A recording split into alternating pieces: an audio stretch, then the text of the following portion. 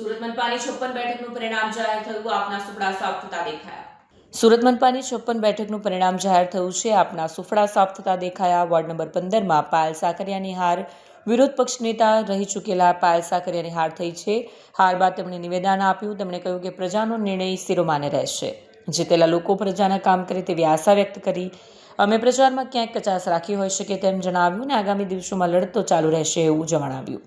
મહેનત થી અડધી રાતે પણ જ્યારે પૂર્ણા વિસ્તારના લોકોને જરૂર પડે ત્યારે ઊભા ખડા પગે રહે એવી વિનંતી સાથે અને જે લોકોએ અમને મત આપ્યા છે એમનો ખૂબ ખૂબ આભાર માનું છું। વાત કરીએ તો જાહેર સભામાં જે રીતે પ્રજા સ્થિતિ અને પરિણામ આવ્યું કઈ રીતે?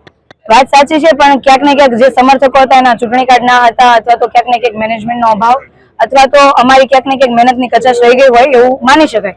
પણ અમે મેદાન છોડીને ભાગ્યા નથી। અમે તમામ લોકો મેદાનની અંદર ખૂબ મજબૂતાઈથી લડ્યા છીએ અને હજી પણ જે અમારી કચાશ રહી ગઈ છે એ ચેક કરીને ફરી મજબૂતાઈથી હજી લડીશું।